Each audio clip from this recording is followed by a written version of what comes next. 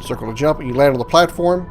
You get a chance to change your mind. The power of the Guardian, kindness to aid friends, a shield to repel all. Is this the power you seek? You get a chance to change your mind here, but once you make the decision, you're locked into it. But this is a chance you can change your mind. You can say no to obviously try one of the other three.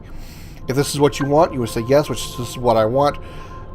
Which there's a kind of an issue here, but I'll go over that in a second. This power you seek? Yes. Your path is set. Now, what will you give up in exchange? As you can see, you still have 2 left. Whichever one that you have already picked obviously is not an option. So now you have to pick one of the 2, either the shield or the staff. So your first choice is to pick whatever your strength is going to be, your strongest stat, your best stat. Again, the sword strength, shield defense, staff magic. Now, your second choice is what you're going to be, essentially your weakest stat, or what you're willing to have the least amount of, essentially. Obviously, the same thing applies. Sword strength, defense is shield, and staff is magic. If you choose the sword, your strength stat will be reduced, will be less than, I'm not going to say your weakest stat, but will be less than normal. If you choose the staff, your magic stat will be less than normal, and if you choose the shield, it will be less than normal. Obviously, you can't choose what your strength is, so whichever one that you picked will not be an option, as you can clearly see here.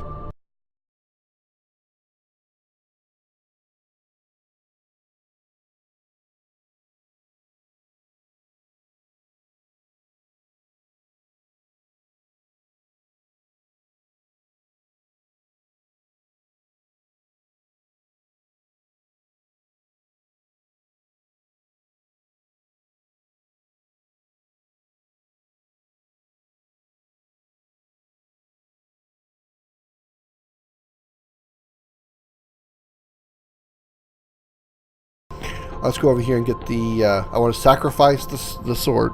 Did I say sword or staff? I want to sacrifice the sword. Because I want the 3 AP. Right, okay. So I want to sacrifice the sword. The power of the warrior. Invincible courage. A sword of terrible destruction. You give up this power? Yes. You've chosen the power of the guardian. You've given up the power of the warrior. Is this the form you choose? This is your final chance to decide if this is what you want. If you decide you want to choose something different, then you obviously want to say maybe not. But I know this is what I want to go with, so I'm going to say yes. And this is your final chance. If you realize you want to change something later, you're going to have to start over again. Which obviously this is only like 10 seconds into the game. So it's not like you're missing anything, having to start like in a long series of anything over. You just have to watch a cutscene again. Which I don't think you can skip, I'm not sure. But this is what I want, so yes.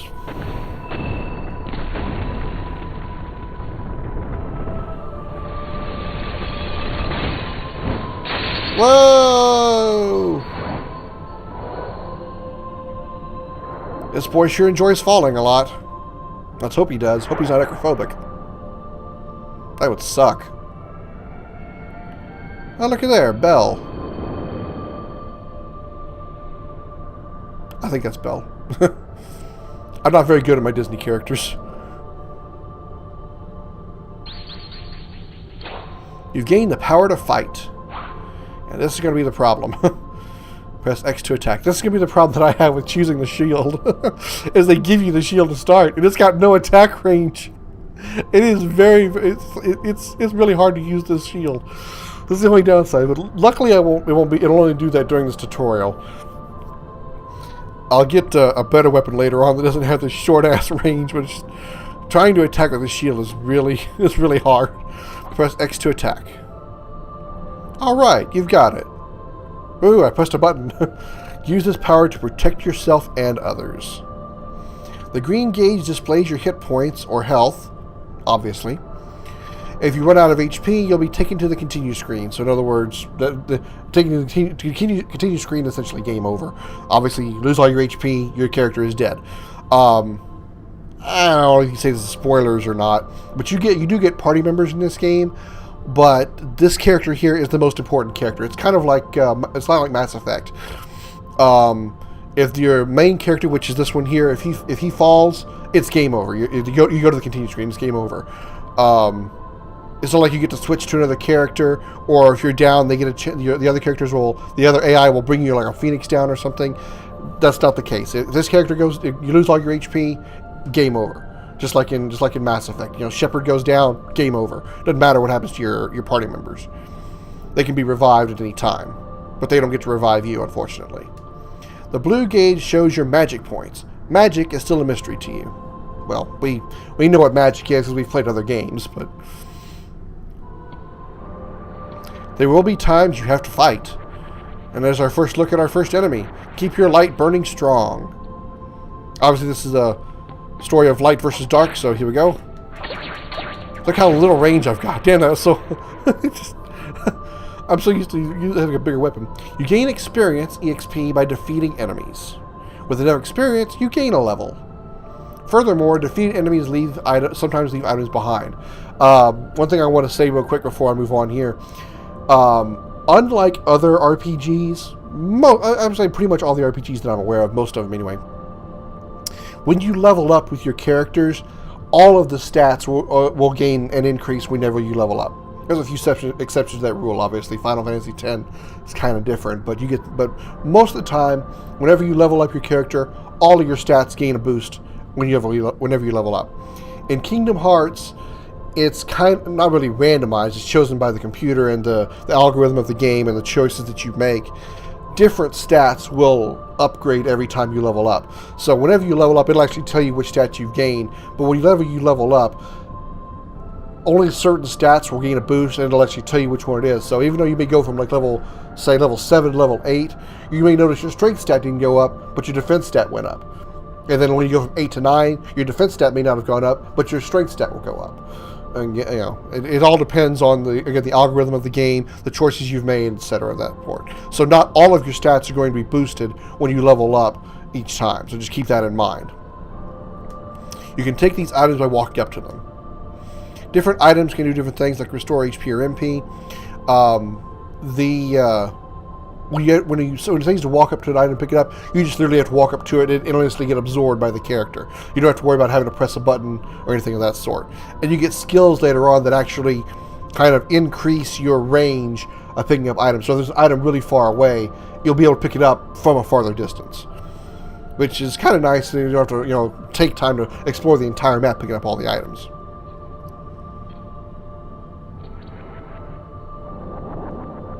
Oh, this one's sneaking up behind us. Behind you! Generally, you'll automatically target the nearest enemy, but you can lock onto a specific target by pressing R1. Lock on will appear in the upper left corner of the screen while you're locked onto a target. Locking onto a target limits the actions available to you, especially against other targets. Press R1 again to release a target lock. So, lock on here. Oops. So much I was going through the tutorial without getting hit. You see, I'm only going after the enemy that I'm locked onto. But I can press L1 to go against a specific target, especially the ones that are behind me.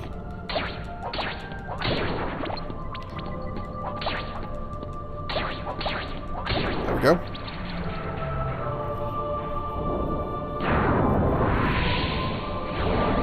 Uh-oh. Well, I guess you're getting swallowed by it now. Oh boy.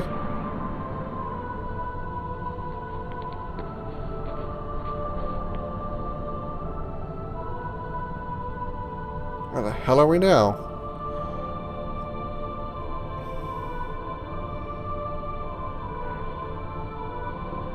There's the door.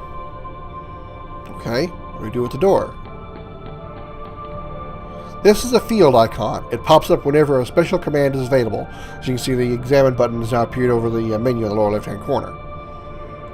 When triangle examine pops up, you can press triangle to examine the object in front of you. I can't open it.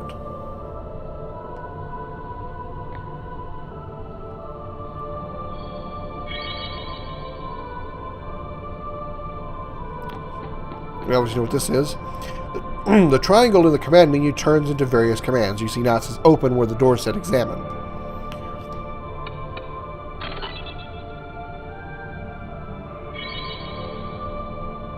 You can push large crates.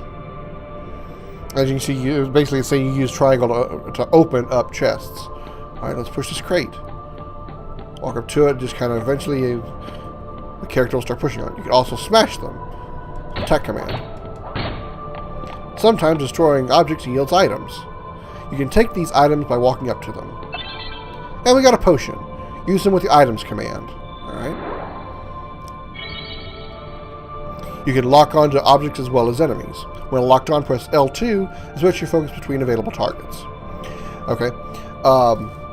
One thing I wanted to mention is the pushing thing. There's no button you have to press or anything like that to try to push crates or push things or anything of that sort. You just keep walking into the item, and eventually the character will start actually physically pushing on it. It's not like any button you've got to press or anything like that to trigger that action. Alright, so R1 to lock on, and L2 to change target. So I'm pressing L2 to switch between the barrel and the door. Now you can see upper left hand corner, there's lock on up there. Alright, you can attack this too, so let's do that. Oh, lift. Wow, he's pretty strong.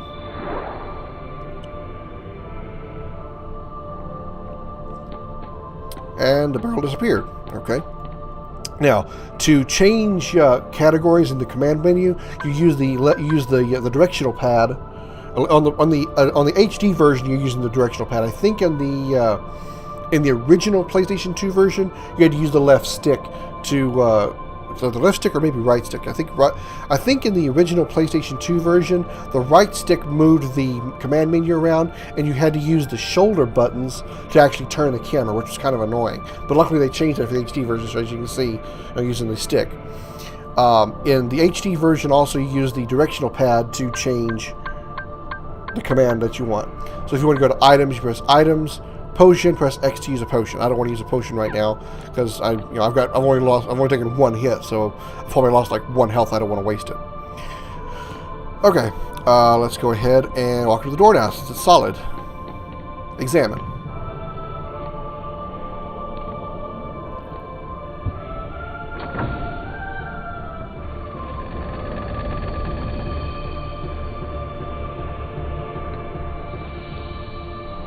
Bright light.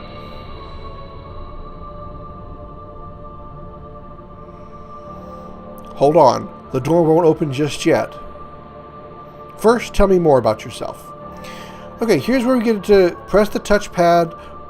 Press the touchpad button for first-person view. You can use the left stick to look around. Oh, okay, that's cool. Press the touchpad button again to return to standard view. Okay. Oh, okay, that's cool. You can't move, but you can look around. Okay, that's actually pretty convenient in case you're trying to look for an item. I don't recall being able to do that before. All right.